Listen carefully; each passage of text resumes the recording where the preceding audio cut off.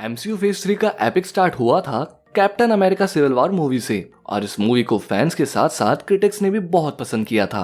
Hello everyone, welcome to Super Axis. Civil War movie one of the best MCU movie है और इस video में हम civil War movie के 25 ऐसे डिटेल्स और ईस्टर एग्स के बारे में जानेंगे जो शायद आपने मिस कर दी हो। So let's begin. Number 1, movie की ओपनिंग सीन में 1991 के साइबेरिया में एक हाइड्रा सोल्जर टच पैड पर 17826 कोड टाइप करता है और इस कोड का मीनिंग है वन स्टैन। और हमें पता ही है कि स्टैनली अपने आप में एक ऐसी पर्सनैलिटी है जिनके जैसा ना कोई था और ना होगा। नंबर 2, फाल्कन एक ड्रोन यूज करता है जिसका नाम होता है रेडविंग। कॉमिक्स में रेडविंग एक्चुअल में एक बर्ड है और वो सैम विल्सन का साइड किक है और शायद ऐसा कुछ हमें falcon and the winter soldier series में देखने को मिले। नंबर 3, ओपनिंग फाइट में जब पॉइजनस गैस लीक हो रही होती है तभी वांडा अपनी मैजिकल पावर से उसे कंट्रोल करती है और साथ ही साथ वो अपने पीछे एक शील्ड बना लेती है बुलेट से बचने के लिए। नंबर 4, क्रॉसबॉन्स यानी कि रमलो ने बकी का नाम लेके कैप्टन अमेरिका का ध्यान कुछ समय के लिए भटकाया था क्योंकि कैप्टन ही आगे से कहता है कि बकी का नाम सुनते ही वो 14 साल के बच्चे की तरह हो गया। Rumlow said Bucky, and all of a sudden I was a 16-year-old kid again in Brooklyn.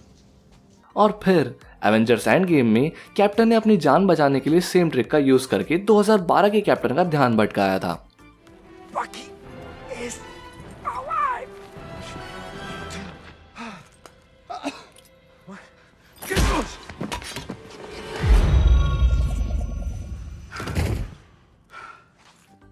Number 5, Steve Rogers जब न्यूज देख रहा होता है तब बैकग्राउंड में मंकी का एक स्केच रखा होता है और ये वही स्केच है जो स्टीव रॉजर्स ने captain America the first Avenger movie में ड्रॉ किया था।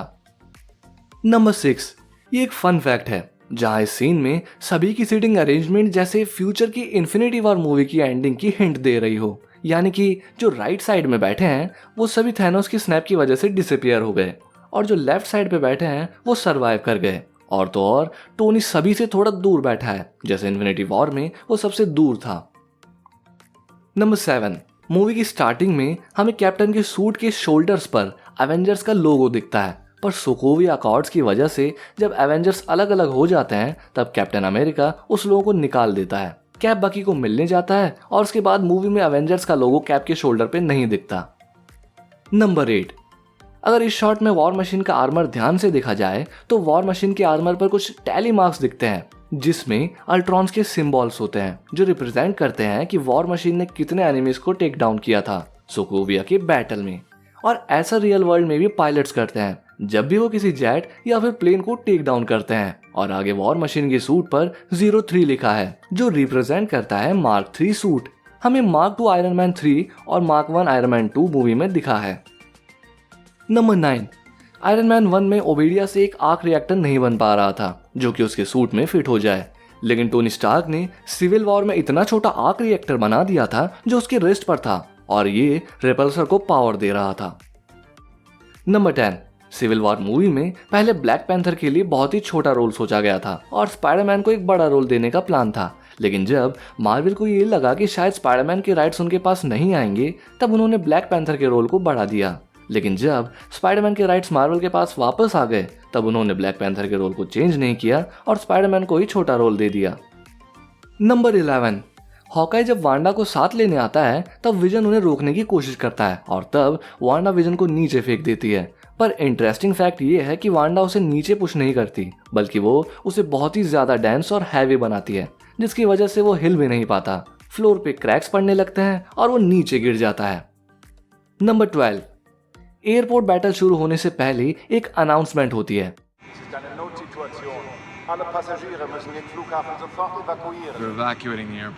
और ये अनाउंसमेंट बकी के सिवाय किसी को भी समझ नहीं आती क्योंकि बकी ने पहले बताया था कि सभी विंटर सोल्जर्स को 30 लैंग्वेजेस समझ में आती है। नंबर 13, जब आयरन मैन और वॉर मशीन एयरपोर्ट पर लैंड करते हैं तब वॉर मशीन की लैंड करते ही कैमरा थोड़ा हिल जाता है जबकि आयरन मैन की लैंडिंग नॉर्मल होती है और इससे हम अंदाजा लगा सकते हैं कि वॉर मशीन का सूट कितना हैवी है। नंबर 14, ब्लैक पैंथर का सूट वाइब्रेनियम से बना हुआ है और वाइब्रेनियम का एक सबसे बड़ा एडवांटेज है कि वो वाइब्रेशन को अब्सॉर्ब कर लेता है और इसी की वजह से जब भी ब्लैक पैंथर जंप और फाइट करता है तब हमें उसके पैरों की आवाज ना के बराबर ही आती है। The psychiatrist. He's behind all of this. Captain. Number 15, airport battle खत्म होने के बाद हमें पता चलता है कि टोनी का लेफ्ट हैंड इंजर्ड हो चुका है और यही वो मोमेंट था जब टोनी का हाथ इंजर्ड हुआ था और इस इंजरी के बारे में फ्राइडे ने भी टोनी को बताया था। नंबर 16, सिविल वॉर में पहली बार एमसीयू में स्पाइडरमैन का स्पाइडी सेंस दिखा। जब स्पाइडरमैन बकी और फाल्कन के साथ फाइट कर रहा होता है तब बकी स्पाइडरमैन की तरफ भारी चीज फेंकता है और स्पाइडरमैन स्पाइडी सेंस का यूज करके उससे बचता है और तो और उसी चीज को पकड़कर फिर से बकी की तरफ थ्रो भी करता है।